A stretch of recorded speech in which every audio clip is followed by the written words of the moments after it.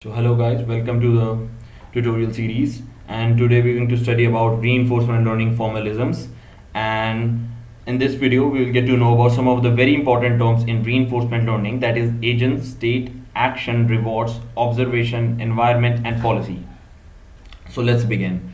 So this is our agent. We will take an overview. So it performs an action in the environment and it gets reward, and along with reward there is a second information channel which an agent gets, is the observations.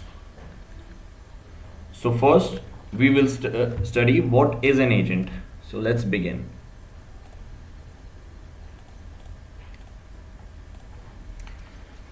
So basically we will begin with understanding by an example. So we are going to draw a maze, okay, and sorry about my drawing.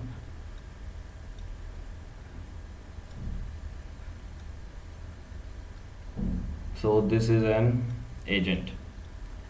An agent can be anything, like for example you can take a self-driving car in a maze, a robot in a maze. But what is it? The agent is a learning controller that interacts with environment by executing certain action and making observations and receiving eventual rewards. In most practical scenarios, the agent is a piece of software, or it could be, just like I said before, a self-driving car on road, a robot in a maze. So it is a learning controller. It can like take certain actions. So either it can actions by go here, down. So that is happen through actions. And what is a state? So the state describes the current situation for a robot that is learning to walk. The state is the position of its two leg, like this is a state, like this current block, this is a state. Or you can also take it as like it is the position of all the pieces in this maze or in this board, either here, here or here.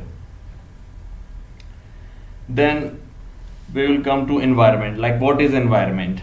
So environment is the agent's world in which it lives and interact. The agent can interact with environment by performing some action, but cannot influence the rules and dynamics of the environment by those actions. So this is our agent, just we said before, and the world around it. What is the world around it? It's definitely this maze, which is the environment for it. And it can take actions but cannot change the rules and dynamics of this environment. It cannot go just directly here from here, okay? This is not possible. This is against the rules of this environment. And you can also take one of the example, like if we consider a self-driving car. So this is a self-driving car, okay? So what is the environment here? The environment here is the road, the world around it, okay? Or it could be the side lanes also, the trees, okay, the other cars. So I think we are clear with environment. Then what is an action? So I think we need a new diagram, otherwise it will cause a little confusion. So let's do it.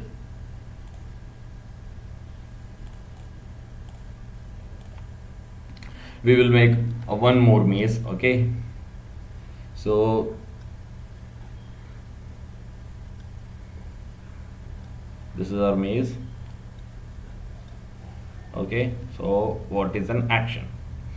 So actions are the things that an agent can do in the environment. It's the agent's method which allows to interact and change its environment, and thus cause the transfer between the states. So this is our agent. So what are the things it can do in the environment? It can either go here, down, maybe one more down, right. So these are the all actions. So a robot in a maze either goes up, down, left, right, that is actions. It leaves previous state and enters a new state through actions. And in this reinforcement learning actions, there are two types of actions. First is discrete actions and second is continuous actions. So a discrete action forms the finite set of mutually exclusive things that an agent can do, such as move, right, down, left, up. But on the other hand, continuous action have some value attached to them, such as car's action, turn the wheel, having an angle and direction of steering. Different angles could lead to different scenario, a second later. So just turning the wheel is not enough. So we have multiple things over here, like along with the direction, either up, right, the direction of wheel, steering. So these are all come under observation when there are continuous actions involved. Now we will come to reward. So what is reward? So reward is the most important part, and we will study it in a very nice way. So let's begin and study what is reward. So the purpose of reward is to tell our agent how well it has behaved. It's just a scalar value we obtain periodically from environment. Reward can be positive or negative, large or small, but it's just a number. So we can take a real life example also, like the first video of this series, this ant, okay, where it is having a life goal to get the at most cookies. So here we have our ant. Let's make it. Okay, and the goal is to get maximum cookies all over here in the environment. So robot ant try to get cookies as it gets positive reward, and when it gets into fire, so there's a fire here, it gets negative reward, and the goal is to get maximum reward. So, and what is the formula? We will denote it by RT, the function R S T A T with S T plus 1. Now we will understand what is this formula. This formula simply implies, first of all, what is this? This is RT. That's the reward at time step t for taking action at time step t and enters a new state, that is st plus 1. So once again, this is an reward at time step t, and for taking an action at from st, that is the previous state, now it enters the new state, that is st plus 1. And on the other hand, the return is the sum of rewards from current state to the goal state. Okay, so here we have two things. First is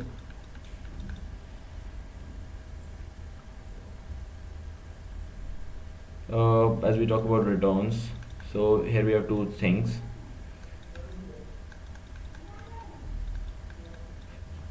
Finite horizon, undiscounting rewards. Okay, we will understand it clearly.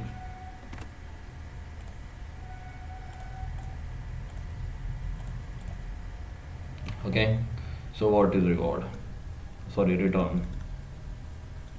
There are two types of return: finite horizon, undiscounted return. And the second is infinite horizon,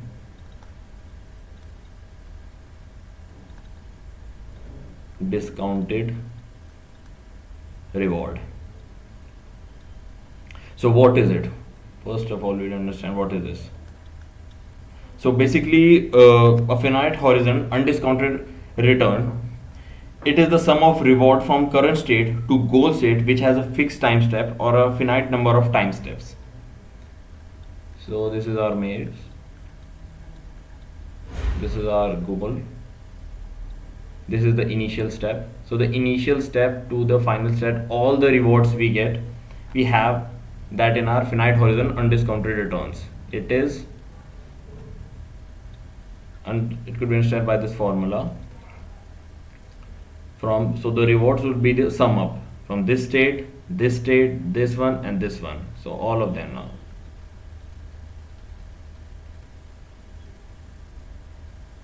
Okay, so it is also can be written as T0 summation of till T, which is a fixed time step. Okay, so this is the formula for finite horizon undiscounted return. And what is this infinite horizon but discounted returns? So infinite horizon discounted return, it is the sum of all rewards over obtained by the reinforcement learning agent, but discounting factor determines how far future rewards need to be accounted for. So the formula is almost same, only the one thing is different over here. So here the time step is infinite, we don't know that, so this will be to infinity.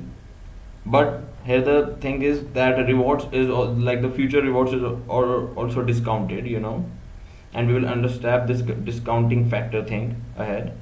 So the formula is, okay, now we will understand like what is this discounting factor here.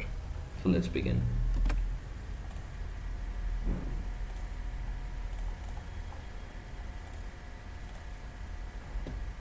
So the discounting factor,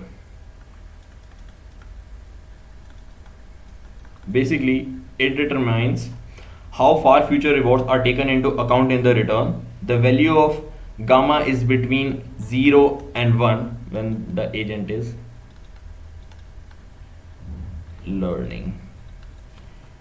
On the extreme ends, we will take when the gamma is 0, this means agent only care about the immediate rewards. But when the gamma is 1, it indicates all the future rewards are taken into consideration. So much attention is paid to the future rewards. So you can also consider an example where gamma is 0.9 suppose and has a different return compared to gamma when it's 0.99. For gamma 0.99, we need to take sum of reward until 60th time step, but for gamma 0.9, the sum of reward for the return is accounted until 6th time step. So you can understand in that specific way. Now comes the observation. As we are done from the rewards, as an agent takes an action and gets a reward, what is the second information channel we are having? The observation. So we will understand what is observation. Okay.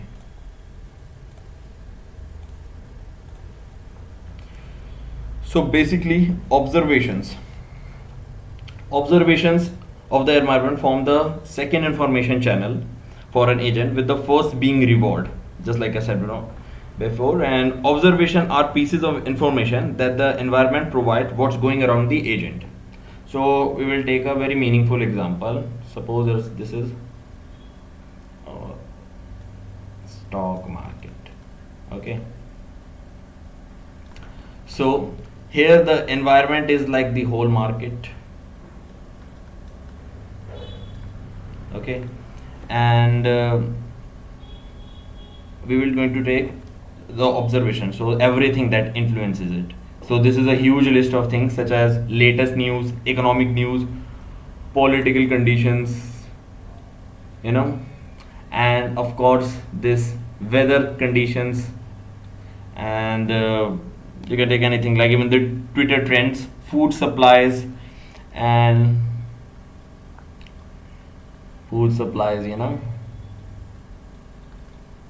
and even your decision to stay home today can potentially indirectly influence the world's financial system. Okay, and one of the example you can take is the chessboard. Suppose you have a chessboard. So in a chessboard, like here the environment is the chessboard, and board plus your opponent, which include chess skills, mood, brain state, choosing tactics, so on. Observations are what you see, your current chess position, but at some play of levels like knowledge of psychology also, so that all comes under like the observation. So Here is the question: what is the difference between state and observation? So the state is a complete description of the state of the world, whereas the states are fully observable. Whereas observation is a partial description of the state of the world. So this is the difference between state and observation. Now we will come to episode. What is an episode? So let's understand this. And we will take a very meaningful example. Okay. So let's begin. Like, what is an episode? So an episode. So I should write it here. Okay. Let me select the color. Okay. So episode. So an episode consists of all the states that come in between an initial and a terminal state. The agent begins here and reach here. So from initial state, all the states that involve this is called, the whole journey is the episode, as it contains all the states from initial to terminal state. So, and one of the example you can also take, like, this is your house.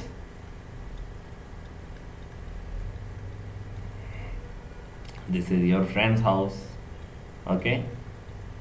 So, friend. Okay. So, you want to go to your friend's house. From your house, you come out from your house and travel and reach to your friend's house. So, all of the journey from your house to your friend's house is an episode. It considers all the states. You come here walking, or even through bike, or car. So that is what an episode is. So we are going to understand the most important thing now, that is the policy. So please pay attention to this. This is one of the most important thing we have.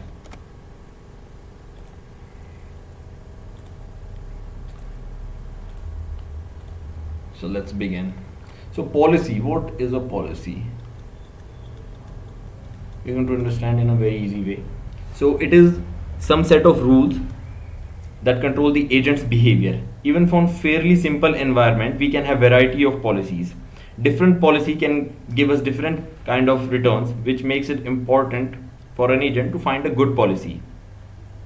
It is basically the agent's behavior. So agent behaves on a strategy called policy.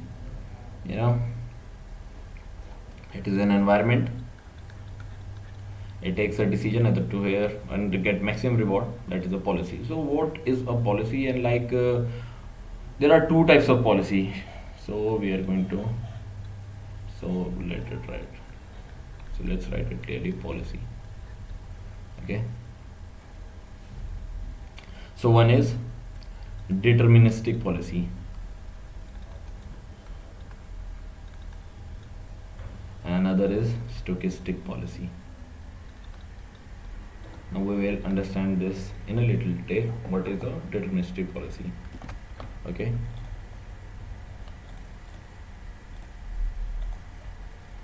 So what is a deterministic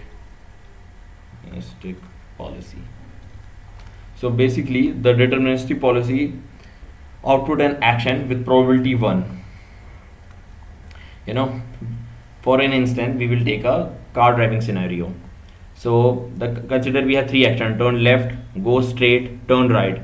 The reinforcement learning agent, this is a road, now there's a point, turn left, turn right, go straight or turn right. Okay, so the reinforcement learning agent with deterministic policy, so it outputs one of the action with probability 1. This means, what does it mean? So this agent has to always choose an action without considering any uncertainties. Normally deterministic policy is represented with the following notation, that is, so there is only one policy, either it will go left, straight or right, as it outputs the probability 1. And the second was stochastic policy. What is stochastic policy? So let's understand that.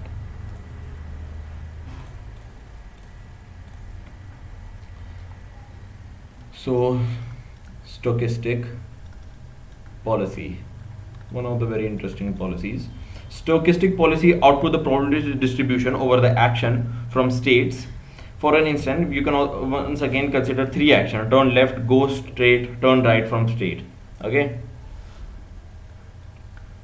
this is our road, this is the robot car. Either go left, either go straight, either turn right.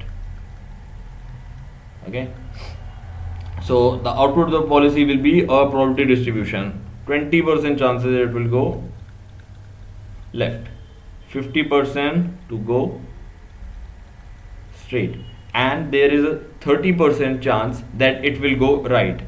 So this type of probability will be used in a non-deterministic environment. Stochastic policies are represented by this notation where action, that is a state, so I will write it clearly with pi notation, and action, the state, is totally probability distribution action with respect to the states.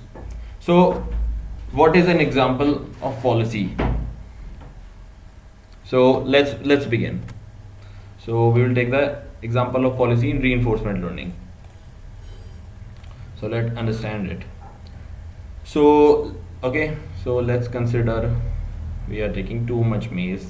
I hope it's not boring for you, but this is the most easiest way to explain, and I hope you are also understanding it. Okay, so this is our agent. Okay, and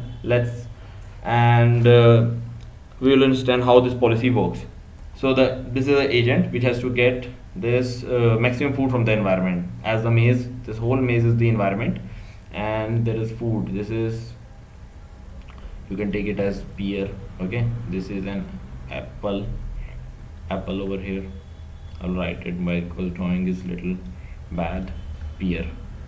Okay, so it will go in the environment in order to roam here and there in environment, and it receives reward on the basis of fruit it eats. So the internal state of the agent corresponds to its location on the board. So in this case, the four possible actions we have are like either to go up, left, right, down. Okay, so the reward function is defined in this manner. So if it's an empty cell, these are all empty cell, this is like the agent receives a negative reward for that. So this is to stimulate the effect of hunger. If instant agent in a cell with a fruit, it will get a positive reward. So for pear, it will get a reward of 5. Okay, and for apple, a reward of 10. So our reward function will look like if there is like a no fruit, like the most of the states are empty, so negative reward. For pear, 5. For apple, 10. So the simulation runs for an arbitrary finite number of time steps, but terminates early if the agent reaches any fruit. So we will evaluate these policies. Okay, the agent then considered two policies. If we see this, like once again, I think we should make the diagram. It is, so here we have our two policies. One is to get the pear, so let's make that maze to understand it clearly, and this is for agent, and here is our pear. And one policy is to get the apple. So here is our agent, and here is the apple. So in this, it will go down, right, then again right.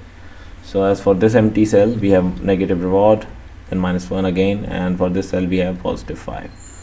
And in this section, For this policy, first it will go right, then right, again right, and down, down, again down. So for this empty cell, we have -1, again -1, again, and -1 again, -1, and for this apple, we have positive 10 reward. And the agent has to select between the two policies. So we will compute the utility function over them. So for utility function for policy 1, where it first go down, then right, then again right, and for that negative reward, again negative, and then positive reward, we have final reward as 3. And utility function for policy 2, first it will go down, first it will go right, right, again right, down, then again down, and once again down. So negative reward, again negative reward, again, and once again, and finally getting the apple, that is positive 10. We have finally value positive 5. So the evaluation of these policies suggests that utility is maximized with pi2, which then agent chooses as its policy for this task, because due to selecting this policy, the second one, the agent will finally fulfill the ultimate goal of his life, which is to get maximum reward, and now the agent is happy. So here we end our video. So please share this video and please subscribe the channel. Thank you.